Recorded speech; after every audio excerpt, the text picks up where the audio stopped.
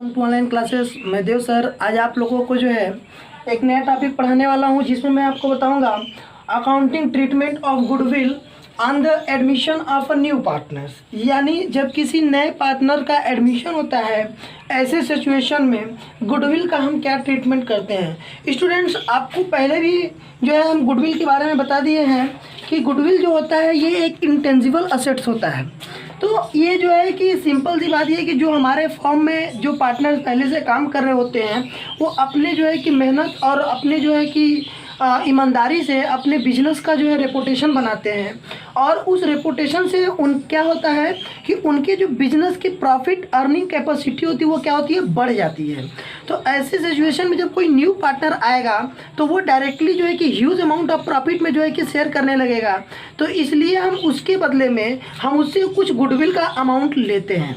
तो ऐसे सिचुएशन में जब हमारा न्यू पार्टनर्स आता है तो गुडविल लेके आएगा। ऐसे सिचुएशन में 3 केसेस जो है अराइज होते हैं, 3 सिचुएशन अराइज होते हैं। वो कौन कौन से हैं स्टूडेंट्स, आइए हम बात करते हैं। स्टूडेंट, इन तीनों सिचुएशन में चर्चा करने से पहले एक और इम्पोर्टेंट पॉइंट आपको बता दूं कि अकॉर्डिंग टू कंपनीज एक्ट 2013 प्राइवेटेड to any types of company business firm partnership firm organization can not be open goodwill account in the our books.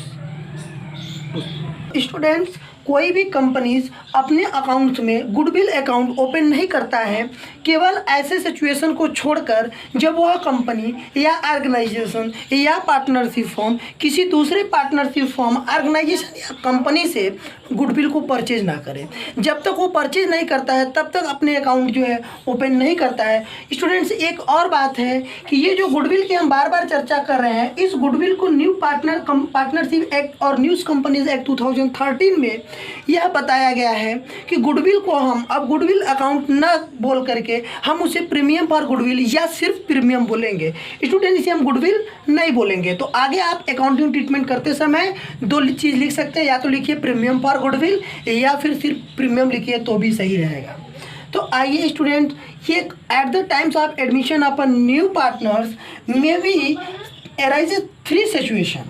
Number 1, when the amount of goodwill is paid by privately, यानी जब कोई भी नया partner अपने share का goodwill privately यदि old partner को paid करता है तो student there is no requirement of accounting treatment. यहाँ पर कोई भी अकाउंटिंग ट्रीटमेंट रिकॉर्ड करने की ज़रूरत नहीं है। कौन से सिचुएशन में, जब कोई भी न्यू पार्टनर्स अपने शेयर का गुडविल प्राइवेटली जो है कि ओल्ड पार्टनर को पेड कर देता है, तो इस टाइप्स के ट्रांजैक्शन जो होते हैं वो प्राइवेट ट्रांजैक्शन होते हैं, बिजनेस ट्रांजैक्शन नहीं होते हैं। तो इस कारण से यहाँ पर जो है कि हमें कोई अकाउंटिंग ट्रीटमेंट करने की रिक्वायरमेंट नहीं है। आइए सेकंड सिचुएशन की बात करते हैं। When the new partners bring his share of goodwill in cash, student it may be arises 2 cases. यहाँ पर 2 केसेस फिर से अराइजेज होंगे कि जब कोई भी ओल्ड न्यू पार्टनर्स अपने शेयर का गुडविल कैश में लेके आता है, तो ऐसे सिचुएशन में क्या होता है कि जब कोई भी पार्टनर जो है अपने शेयर का गुडविल कैश में लेके आएगा तो हो सकता है कि ओल्ड पार्टनर जो है, पहला केस क्या होगा, old partner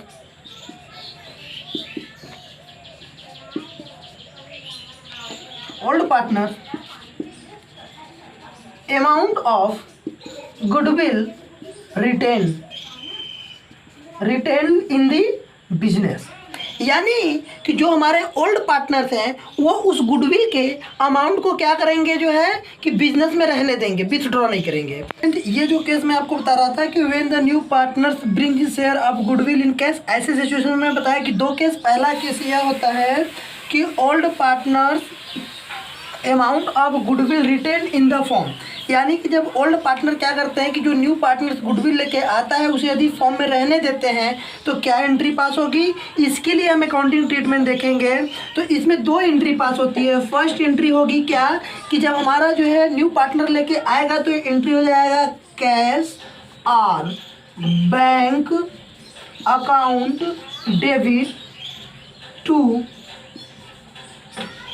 premium for goodwill account. तो स्टूडेंट ये रहा फर्स्ट एंट्री, जब हमारा न्यू पार्टनर जो है कि गुडविल को लेकर के आएगा कैश में, तो हमारे पास कैश आ रहा है, वही अकाउंटिंग रूल के अकॉर्डिंग हम एंट्री कर देंगे, cash or bank account debit to premium for goodwill account.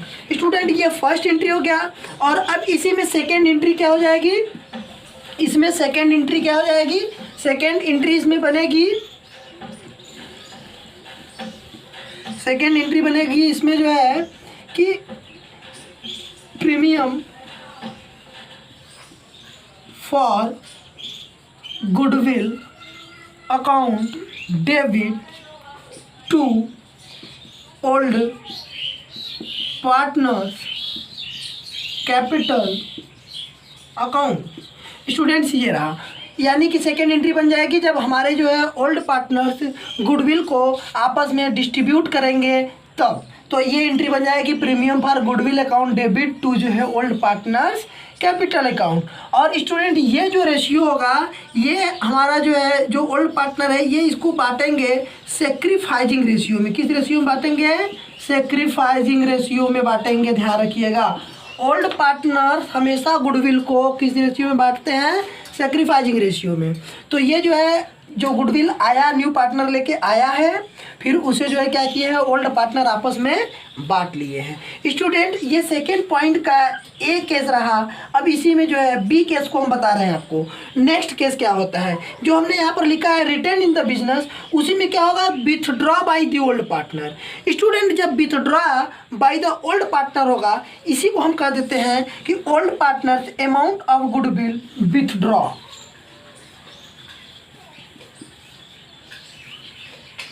Withdraw from firm या बिजनेस भी कह सकते हैं आप, जो है ये रहा। यदि विथड्रॉ करने का मतलब ये है कि जब ओल्ड पार्टनर क्या करते हैं कि गुडविल को जो है कि विथड्रॉ कर ले जाते हैं, तो ऐसे सिचुएशन में स्टूडेंट्स ये दोनों एंट्री बनेगा। यानी पार्टनर पहले गुडविल को लाएगा न्यू पार्टनर, फिर उसको ओल्ड पार्टनर डिस्ट्रीब्यूट करेंगे। अब यहाँ पर एक अकाउंटिंग ट्रीटमेंट बढ़ जाएगा, यानी एक जनरल एंट्री बढ़ जाएगी।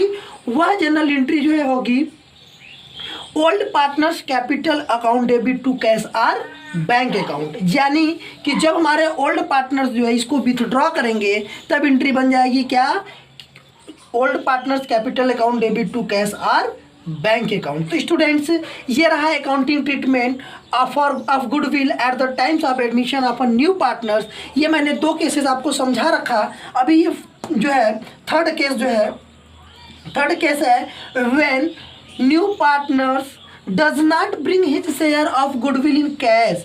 यानी कि किसी भी रीज़न से यदि हमारा जो है कि न्यू पार्टनर्स अपने शेयर के गुडविल को कैश में लाने में अनेबल होता है, तो ऐसे सिचुएशन में हमें क्या अकाउंटिंग ट्रीटमेंट करना होगा। हम इस केस की बात कर रहे हैं, थर्ड केस की बात कर रहे हैं कि यदि हमारा न्यू पार्टनर अपने शेयर के गुडविल को कैश में लाने में अनेबल है, तो ऐसे सिचुएशन में जो है कि हम इसको कैसे जो है कि अकाउंटिंग ट्रीटमेंट करेंगे। स्टूडेंट्स आपको भी ये कन्फ्यूजन होगा कि सर ये समझ में नहीं आया, इसको भी हम प्रैक्टिकल पे जो है एक सेपरेट वीडियो बनाएंगे, जिसमें आपको बिल्कुल एक प्रैक्टिकल प्रॉब्लम सॉल्व करके दिखाएंगे जो है।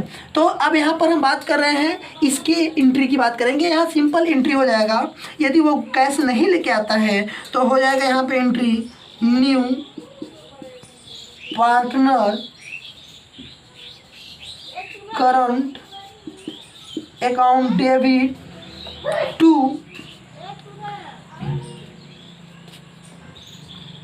Old partner